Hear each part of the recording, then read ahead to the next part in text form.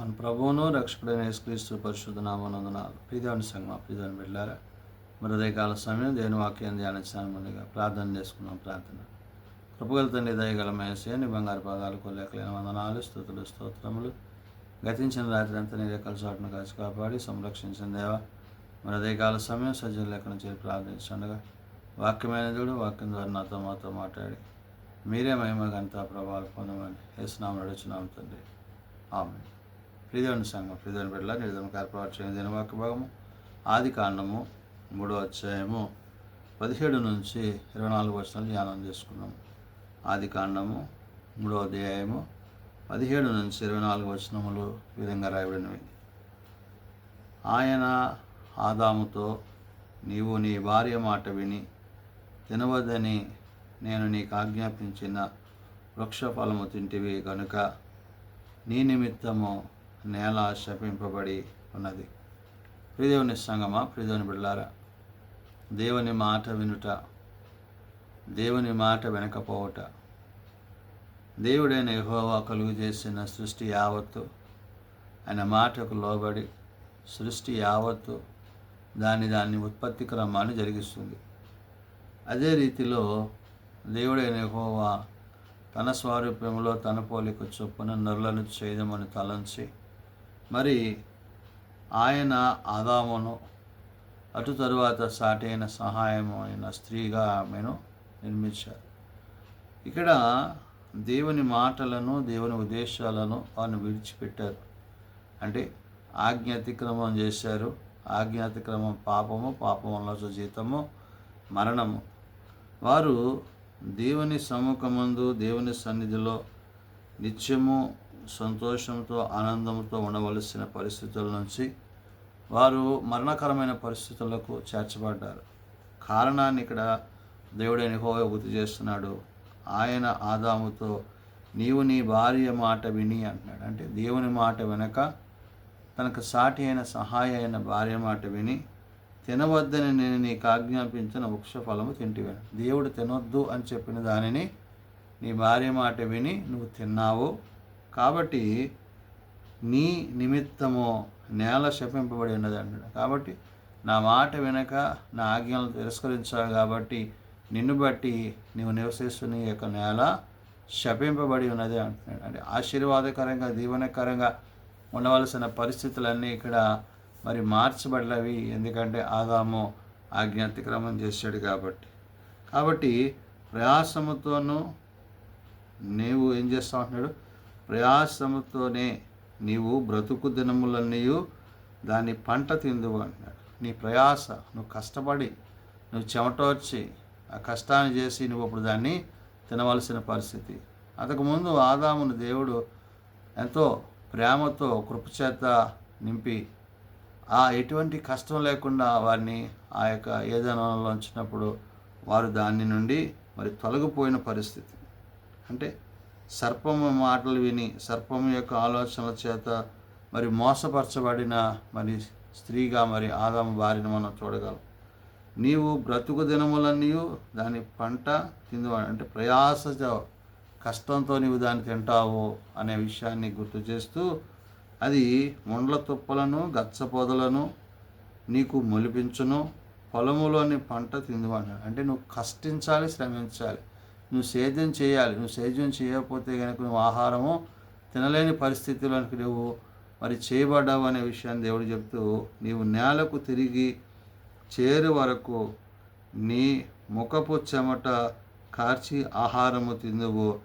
ఏలయనగా నేల నుండి నీవు తీయబడితివి, నీవు మన్నే గనక తిరిగి మన్నైపోదు అని చెప్పాను. అంటే నేల వంటి నుండి మానవుని నిర్మించిన దేవుడు ఆ జీవాన్ని ఆయన మనలో ఉంచినప్పుడు ఆ జీవము ద్వారా మనం జీవిస్తున్నాం.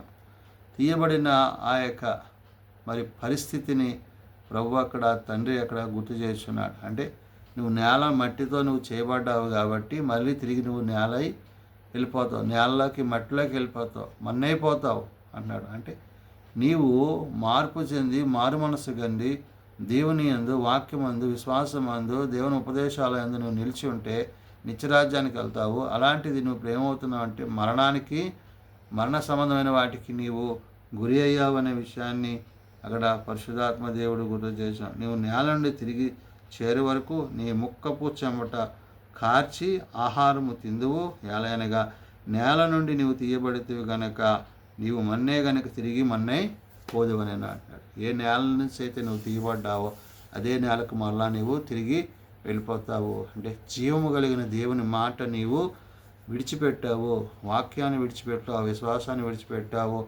ఆజ్ఞాతిక్రమం చేశావనే విషయాన్ని ప్రభాకుడు గుర్తు చేస్తూ, ఆదాము తన భార్యకు హవ్వాని పేరు పెట్టెను, ఎలయనగా ఆమె జీవము గల ప్రతివానికి తల్లి. అయితే ఇప్పుడు దేవుడు ఏదైతే తన సాటి అయిన సహాయంగా ఉంచిన స్త్రీ ఉందో తనకు ఆదాము హవ్వాని పేరు పెట్టాడు. ఎందుకని? ఆమెను గురించి అన్నాడు, ఆదాము తన భార్యకు హవ్వాని పేరు పెట్టెను, ఎలయనగా ఆమె జీవము గల ప్రతివానికి తల్లి. జీవము కలిగిన ప్రతివానికి తల్లిగా దేవుడు ఆమెను ఉంచాడనే విషయాన్ని ఆదాము ఇక్కడ గుర్తు చేస్తున్నాడు. అయితే దేవుడైన యెహోవా ఆదామునకును అతని భార్యకును చర్మపు చొక్కాయలను చేయించి వారికి తొడిగించాను. అంటే వారు మరి ఏవైతే ఆకులు కట్టుకుని మరి నివసిస్తున్నారో ఆ విధంగా కాకుండా వారు దిగంబరులైన వారు తెలుసుకోగలిగారు. అంటే ఎప్పుడైతే ఫలం తిన్నారో వారి కళ్ళు తెరవబడ్డాయి, వారు మరి వారి యొక్క స్థితి ఏంటో వారు తెలుసుకున్నారు. అంతకుముందు వారు దైవంతో ఆత్మతో నిలిచిన వారే ఉన్నారు. నేడు పండు తిన్న తర్వాత వారి యొక్క పరిస్థితి వారు గుర్తించారు. అయితే ఇప్పుడు వారికి వస్త్రహీనులై ఉన్నారని వారు గ్రహించారు. కాబట్టి దేవుడైన యెహోవా పిలిచినప్పుడు ఆ చెట్ల పొదల చాటం దాక్కుని నీ స్వరం వినగానే దాక్కున్నానని చెప్పాడు. అంటే ఏంటి? ఇక్కడ దేవుని మాటకు అవిధేయుడయ్యాడు, తాను చీకటిలో పడ్డాడు. ఇప్పుడు అతడు దేహాన్ని కప్పుకోవడానికి దేవుడు అతనికి వస్త్రపు చొక్కాలను ఇచ్చారు. అదే అంటున్నాడు, దేవుడైన యెహోవా ఆదామునకు అతని భార్యకును చర్మపు చొక్కాయిలను చేయించి వారికి తొడిగించెను అంటున్నాడు. అంటే వారు సిగ్గు పడుతున్నారు కాబట్టి ఆ విధంగా ఉండకూడదని దేవుడు వారి పట్ల కనికరం కలిగి వారికి ఆ విధమైన మరి వస్త్రాలను ధరింపజేశాడు. అప్పుడు దేవుడైన యెహోవా, ఇదిగో మంచి చెడ్డలను ఎరుగునట్లు ఆదాము మనలో ఒకనివాని వంటి వాడుగా అయిను. కాబట్టి అతడు ఒకవేళ తన చెయ్యి చాచి జీవవృక్ష ఫలమును కూడా తీసుకొని తిని నిరంతరము జీవించునేమో అని అన్నాడు. అంటే దేవుడు ఇక్కడ ఏమంటున్నాడు?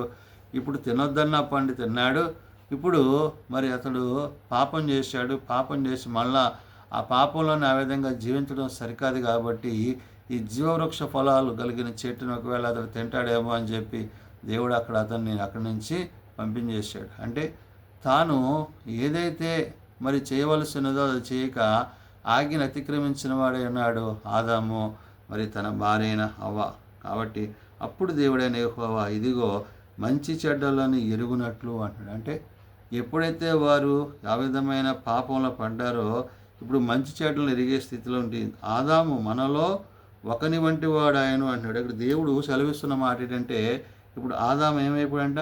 దేవుని వంటి, అంటే మనలో ఒకని వంటి వాడు. అంటే సమస్త విషయాల్లో అతడు జ్ఞానం కలిగి ఆలోచన కలిగి జీవించేవాడుగా మార్చబడ్డాడు. కాబట్టి అతని ఆలోచన మరి అపవాది అతను మోసపరిచినప్పుడు, లోకం వైపు అతడు వెళ్ళినప్పుడు ఆ పరిస్థితులను గుట్టి దేవుడు ఇక్కడ చెప్పిన మాట ఏంటంటే, దేవుడైన యెహోవా అతన్ని మరి ఇక్కడ గుర్తు చేస్తూ అంటున్నాడు, ఆదాము మనలో ఒకని వంటి ఆడని కాబట్టి అతడు ఒకవేళ తన చెయ్యి చాచి జీవవృక్ష ఫలమును కూడా తీసుకున్నాడు. జీవవృక్ష ఫలం అంటే జీవించి ఆ వృక్షఫలం ఒకటి ఉంది, ఆ ఫలాన్ని ఒకవేళ తింటాడేమో అని చెప్పి నిరంతరము జీవించునేమో అని దేవుడైన యెహోవా అతడు ఏ నేల నుండి తీయబడనో దాన్ని సేద్యపరచుటకు ఏదైనా తోట నుండి అతనిని పంపివేశాను. కాబట్టి ఇక్కడ అంతవరకు మరి సంతోషంగా ఆనందంగా ఉండవలసిన తన పరిస్థితి మరి కష్టాల పాలయ్యింది, మరి శ్రమించవలసి వచ్చింది, ఆ నేలను సేద్యపరచుకోవాల్సి వచ్చింది.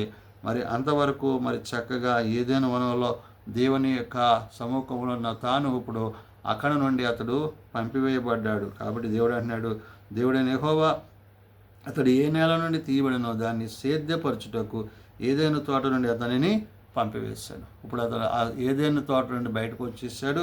బయటకు వచ్చి అప్పుడు ఏం చేశాడు? అప్పుడు ఆయన ఆదామును వెళ్ళగొట్టి ఏదైనా తోటకు తూర్పు దిక్కున కెరూబులను, అంటే ఈ ఏదైనా తోటకు తూర్పు వైపునున్న ఆ యొక్క ప్రదేశంలో కెరూబులను, మరి జీవవృక్ష ఫలమునకు పోవు మార్గమును కాచుటకు ఇటు అటు తిరుగుచున్న ఖడ్గజ్వాలలను నిలవబెట్టాను. ఒకవేళ అతడు మరలా వచ్చి ఆ యొక్క కెరూబుల వైపు వచ్చి అక్కడున్న ఆ జీవవృక్ష ఫలాన్ని తింటాడేమో అని చెప్పి దేవుడు అతడు రాకుండా అతన్ని అక్కడ నియంత్రించాడు. అంటే ఆజ్ఞను అతిక్రమించాడు, పాపం చేశాడు.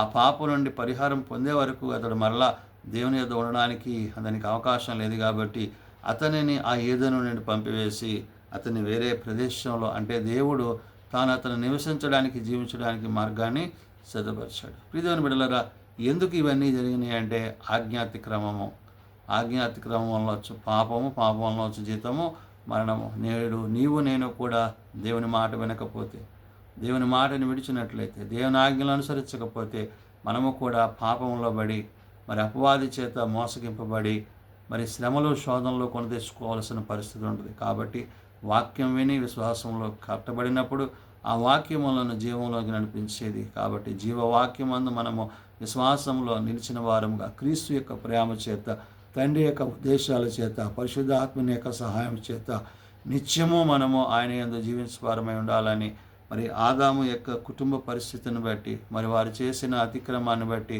వారు ఆ ఏదైనా నుండి మరి ఆ పంపబడిన వారై ఉన్నారనే విషయాన్ని ప్రభు ఇక్కడ పరిశుద్ధాత్మ దేవుడు గుర్తు చేస్తున్నాడు. కాబట్టి నేడు మనము ఆజ్ఞ అతిక్రమింపక, పాపము చేయక, దేవుని వాక్యమును బట్టి జీవించుటకు, ఆయన విశ్వాసంలో కొనసాగుటకు దేవుడు తహన సహాయము మనకు దయచేయనుగాక. ఆమె ప్రార్థన చేసుకుందాం.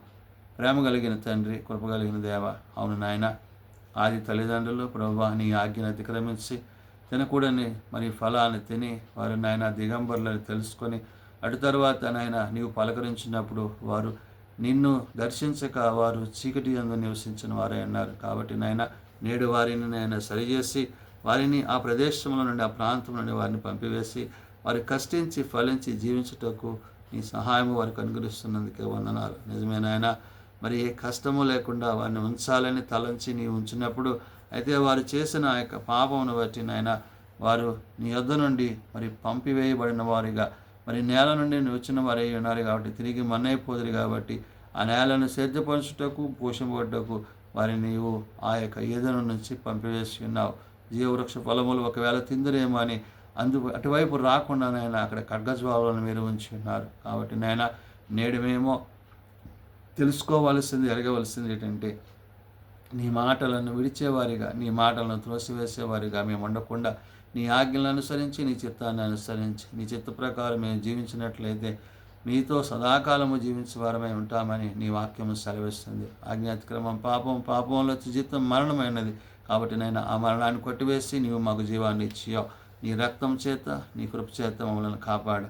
కాబట్టి నేడు మీ యందు మేము, మా యందు నీ మాటలు నిలిచి జీవించుటకు మా అందరికీ నీ సహాయం దయచేయండి. బలహీనలను ప్రభావ బలపరచండి, రోగులను ప్రభావ స్వస్థపరచండి. మీ చేతి గాయముల చేత మాకు స్వస్థతను, ఆరోగ్యం దయచేయండి. ప్రార్థన అవసరాలు కలిగిన కుటుంబాలు ప్రత్యేకపరచండి. చిన్నబిడ్డలు, యవనులు, పెద్దలు, వృద్ధులు ప్రతి వాని తరగతులు చొప్పున ఆశీర్వదించి దీవించండి. మీరు ఎక్కల చోటను బలపరిచి భద్రపరచండి. మా నిమిత్తం ప్రార్థించిన కుటుంబాలను, ప్రార్థన అవసరాలు కుటుంబాలను ప్రత్యేకపరచమని, మీరు అక్కడికే మమ్మల్ని సిద్ధపరిచి దినపరిచయలో తోడేయండమని యేసునతను ప్రార్థించి వేడుకొనుచున్నాము తండ్రి. ఆమేన్.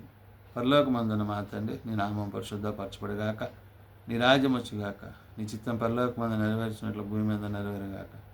మా అనుదినాలను మాకు దయచేయము. అలా ప్రార్థన చేసిన వారిని మేము క్షమించిన ప్రకారం మా ప్రార్థనలను క్షమించు.